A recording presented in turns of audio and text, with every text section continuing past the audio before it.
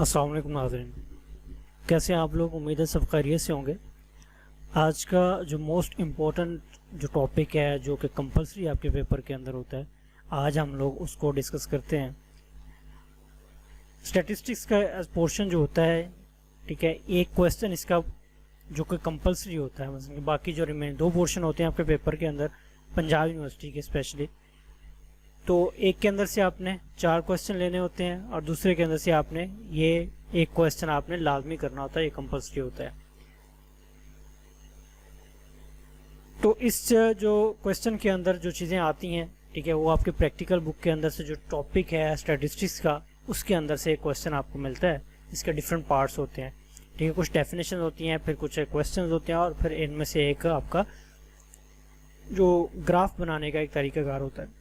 तो नॉर्मली ये 3 हिस्सों पे डिवाइड होता है। ये क्वेश्चन जो होता है, एक आपको क्वेश्चन सॉल्व करना होता है, ठीक है, और एक में अपने ग्राफ का तरीका बताना होता है, और फिर आपने कुछ डेफिनेशन होती हैं जिसको आपने अटेम्प्ट करना होता है। तो आज देखते हैं हम लोग इस टॉपिक के अंदर हमारे लिए क्या है। तो अपनी स्क्रीन पे देख लें। जो स्टैटिस्टिक्स का जो वर्ड्स है, बेसिकली लैटिन वर्ड स्टेटस से जो इटैलिक जो तालवी ज़ुबान जिसे कहते हैं हम लोग स्टैटिस्टा, और जर्मन वर्ड जो है स्टैटिस्टिक्स से निकाला गया है। इनके 3 डिफरेंट जो इसके ओरिजिन्स हैं, ठीक है, 3 डिफरेंट वर्जन से हमारे पास जो आज का जो नेम है स्टैटिस्टिक्स जो मिला है हमें। इसके अलावा इसका जो हिस्टोरिकल जो बैकग्राउंड है वो आपको पता है कि जो आपका खिलाफत के अंदर या बादशाहत के अंदर जो चीज़ें चलती आ रही हैं, ठीक है, उस वक्त के लोग जो बादशाह वगैरह होते थे वो अपनी अफरादी कुव्वत हो सकती है या अपने जितने भी आपके पास वसाइल और मसाइल हैं उन सबको डिस्कस करने के लिए इससे तरीक़ाकार इस्तेमाल करते हैं। स्टैटिस्टिक्स का जो पोर्शन होता है या जो स्टैटिस्टिक्स का जो सब्जेक्ट है वो बेसिकली एक क्वांटिटेटिव आपका मेजरमेंट कर रहा होता है आपके क्वालिटेटिव डाटा की, ठीक है। जो खसूसियात वाले डाटा को आप क्वालिटी जो होती है उसको क्वांटिटेटिवली मेजर करने का नाम ही हम स्टैटिस्टिक्स कहते हैं। एक डेफिनेशन देख लेते हैं कि शुमारियत आदात का एक ऐसा इल्म होता है जो हकाइक जो रॉ होते हैं, जो फैक्ट्स होते हैं हमारे पास, ठीक है, उनके मजमूए को उनको अगर इकट्ठा किया अददी सूरत, ठीक है, क्वांटिटेटिव शक्ल के अंदर जब पेश करता है तो और उसमें मालूमात को क्वांटिटेटिव अंदाज में पेश करने के लिए मुख्तलिफ शोबों में क्या होता है इस्तेमाल किया जाता है, ठीक है। ये इसकी थोड़ी सी जनरल डेफिनेशन होती है। अब इसके अंदर देख लेते हैं हम लोग इसकी इंपॉर्टेंस क्या है, ठीक है। इंपॉर्टेंस से मुराद यही है कि इसका जो हर सब्जेक्ट के अंदर स्टैटिस्टिकल मेथड होता है, जिसके अंदर भी आप रिसर्च का कोई सब्जेक्ट पढ़ते हैं या रिसर्च करनी होती है आपको, वो उसके अंदर आपको इसकी इंपॉर्टेंस बहुत ज़्यादा होती है, ठीक है। अब देख लें जिन जिन सब्जेक्ट्स के अंदर आपको रिसर्च होती है, ठीक है, चाहे वो जितने भी शोबे हों, जितने भी डिपार्टमेंट्स हो, खास करके बैंक हो, इंश्योरेंस कंपनीज हो, या एजुकेशनिस्ट हो, इकोनॉमिक्स हो, ठीक है, या ट्रेडर्स हो, ठीक है, या जो साइंटिस्ट हो, जितने भी अदारे होते हैं वो सारे के सारे स्टैटिस्टिक्स का ही इस्तेमाल करके अपने अपने रिसर्च को कंप्लीट कर रहे होते हैं। अब देख लेते हैं कि नफ्सियात ये जो आपके सब्जेक्ट्स के अंदर इसका क्या अमल दखल है। अब देखिए आपने देखा था कि इंसानी हम इसके अंदर इस सब्जेक्ट्स के अंदर नॉर्मली हम लोग मेजरमेंट किस चीज़ की कर रहे होते हैं, बहुत सारी एब्स्ट्रैक्ट चीज़ों की कर रहे होते हैं, इंसान की कर रहे होते हैं, उसके बिहेवियर्स की कर रहे होते हैं, ठीक है, और उसकी मेंटल एक्टिविटीज़ की कर रहे होते हैं। तो ये सारे जितने भी है इन सब के अंदर स्टैटिस्टिकल का आपने एक सेकेंड चैप्टर भी पढ़ा है रिसर्च मेथड्स के नाम से, उसके अंदर जितने भी आपने तरीके पढ़े उस सब के अंदर स्टैटिस्टिक्स का ही काम होता है, शुमारियात ही उसके अंदर ही काम करते हैं। अब इसके अंदर इस चीज़ को किया कैसे जाता है, जितना भी आपको डाटा मिलता है, ठीक है, जिसको हम उर्दू में मवाद कहते हैं, ठीक है, ये इसको मुरत्तब करना, ऑर्गेनाइज करना, फिर उसकी क्लासिफिकेशन करना, फिर एनालिसिस करना, ठीक है, तो ये सारी चीज़ें क्या इसी के अंदर स्टैटिस्टिक्स के रूल्स को अपनाकर ही हम लोग कर रहे होते हैं। इसकी कुछ लिमिटेशंस भी देख लेते हैं, ठीक है। ये क्वालिटेटिव अंदाज जो होता है, जो क्वालिटी होती है वो उसको नज़रअंदाज करता है, उसको ये एक्सप्रेस नहीं कर रहा होता है, ठीक है। इनफरादी मुतालियात के अंदर ये काबिल रिलायबल नहीं होता है, ठीक है। शुमारत के इसमें बाकायदा महारत की ज़रूरत है। तो कोई भी सब्जेक्ट हो, आपको पता है कि स्किल्स बहुत ज़्यादा इंपॉर्टेंट होती हैं इस चीज़ के अंदर। अगर आपका एनालिसिस गलत हुआ है, ठीक है, अगर आप स्टैटिस्टिक्स के जो फार्मूलाज यूज़ कर रहे हैं, जो एनालिसिस कर रहे हैं, अगर वो गलत है तो आपका सारे के सारी रिसर्च क्या होती है वो ख़त्म हो जाती है। तो जो प्योर जो मैथमेटिकल पोर्शन है उसका आगाज़ इस टॉपिक से होगा।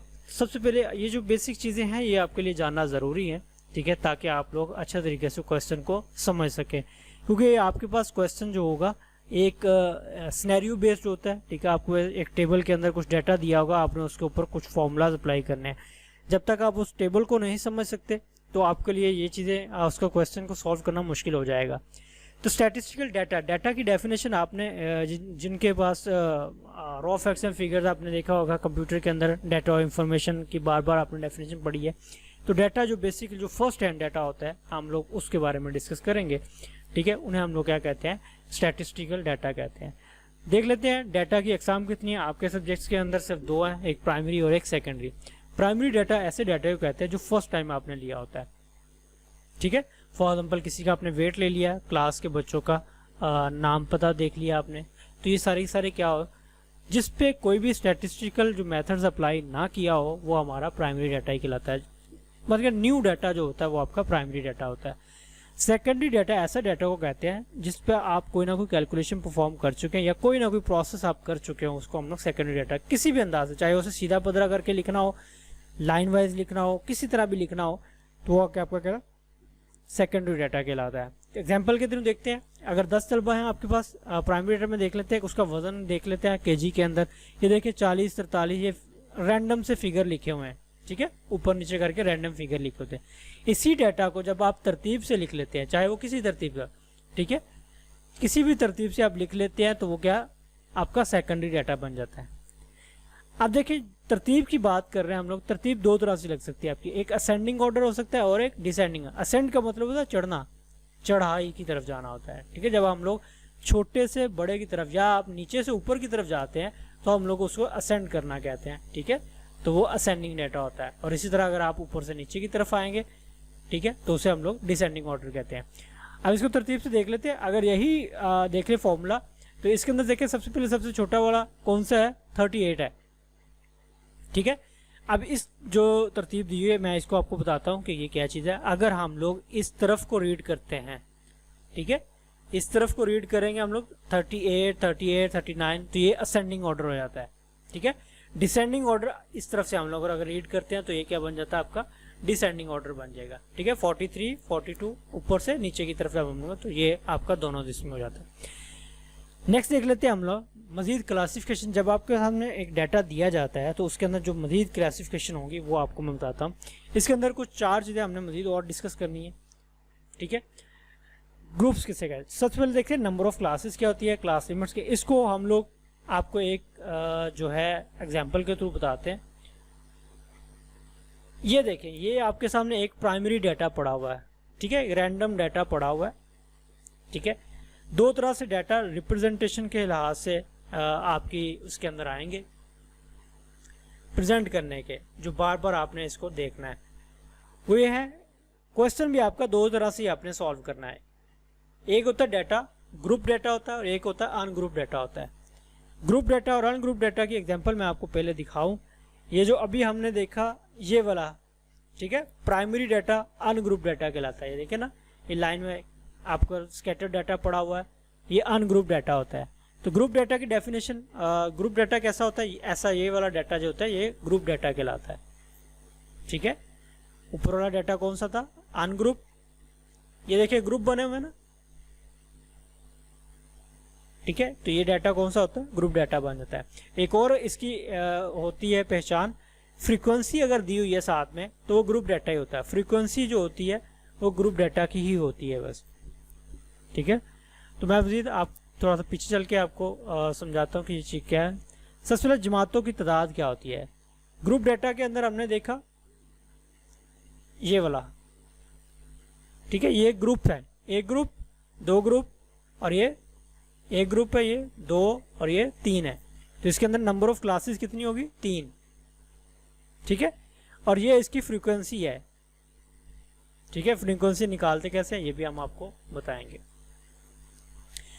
क्लास की लिमिट्स क्या होती हैं, ठीक है। किसी भी क्लास जो होती है ये वाली पूरी एक क्लास कहलाती है। ग्रुप और क्लास एक ही नाम होता है। 2 ही लिमिट्स होती हैं, ठीक है। ये अपर लिमिट, एक अपर लिमिट होती है और एक लोअर लिमिट होती है, ठीक है। जो बड़ा फिगर होगा आपका ग्रुप के अंदर वो आपकी अपर लिमिट होती है, दूसरी क्या होती है आपकी लोअर लिमिट होती है, ठीक है। ज़ेरी हद और बलाई हद इनको कहते हैं। नेक्स्ट चलते हैं हमारे कि और किस चीज़ की डेफिनेशन है इसके अंदर। क्लास का इंटरवल और फ्रीक्वेंसी। मैं बताता हूँ क्लास का इंटरवल क्या होता है। क्लास का इंटरवल देखें, ये वाला हिस्सा, ठीक है। सिंपल सी बात है, जो दो क्लासेस आपने ले ले, दोनों का डिफरेंस निकाल ले आप लोग, तो डिफरेंस, दो क्लासों का जो डिफरेंस निकलता है वो आपके सामने क्या आ जाएगा, वो क्लास का इंटरवल कहलाता है, ठीक है। 15 में से ये निकाल दें, जिस लिमिट टू लिमिट करना है, ये याद रखिएगा। अगर आप लोअर लिमिट का डिफरेंस निकालने लगे हैं ना दो क्लासेस का, तो दूसरी भी आपकी लोअर लिमिट ही होनी चाहिए। अगर अपर लिमिट पे बात कर रहे हैं तो अपर लिमिट ही आपकी होनी चाहिए, ठीक है। तो ये क्या कहलाती है, आपकी क्लास का इंटरवल कहता है, और ये फ्रीक्वेंसी मैंने आपको बता दी है। तो अब चलते हैं कुछ और कंटिन्यूस सीरीज के अंदर। अच्छा, जब क्लास का इंटरवल हम देखते हैं तो हमारे पास दो तरह से और चीजें आ जाती हैं, ठीक है। एक होती है डिस्क्रीट सीरीज और दूसरी होती है आपकी कॉन्टिन्यूस सीरीज होती है। इसकी मैं एग्जांपल आपको पहले दिखा दूं ताकि आपको समझने में ये आसानी रहे। ये देख लें, ये वाली जो चीज मैं आपको समझाने लगा हूं, डिस्क्रीट सीरीज कौन सी होती है और कंटिन्यूस सीरीज कौन सी होती है। ये देखें, ये वाली जो सीरीज होती है आपकी डिस्क्रीट सीरीज होती है, ठीक हो गया। ये वाली सीरीज कौन सी होती है, डिस्क्रीट सीरीज। ये देखिए 55 है, और जो नेक्स्ट वाला है आपका क्या है, 56 से शुरू हो रहा है, ठीक है। तो क्या होगा, ये डिस्क्रीट होती है। अगर यहाँ भी 55 और यहाँ भी 55 होता तो ये कंटिन्यूस कहलाती है। यही फर्क है दोनों के अंदर, इनके ये वाले जो ग्रुप्स के एंड वाले में फर्क होता है, ठीक है। अगर मजीद मैं आपको दिखा सकूं एक और एग्जांपल,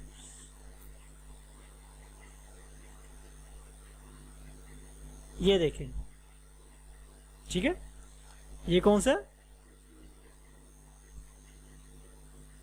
ये आपका डिस्क्रीट सीरीज कहलाता है। और ये देखें, दोनों सेम है, ये भी सेम है, ये भी सेम है, ये भी सेम है। तो ये सारे क्या कहलाएंगे, आपका कॉन्टिन्यूस सीरीज कहलाएगा, ठीक होगा। होप के ये दोनों चीजें आपको समझ में आई हो।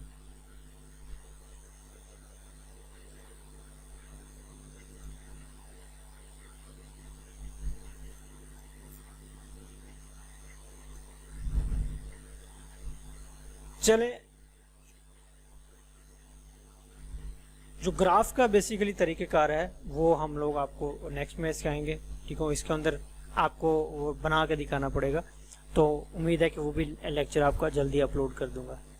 आप दुआ में याद रखिएगा। अल्लाह हाफिज़। अगर कोई भी किसी किस्म का कोई क्वेश्चन वगैरह है तो आप काइंडली कमेंट कर सकते हैं, ठीक है, और मुझसे कांटेक्ट भी कर सकते हैं। लिंक जो है सारे के सारे जो भी कॉन्टैक्ट्स के हैं वो डिस्क्रिप्शन में दिए हुए हैं, तो काइंडली आप, पेपर आपके नज़दीक है तो जिसको भी कोई इशू आ रहा है तो वो रब्ता कर सकता है।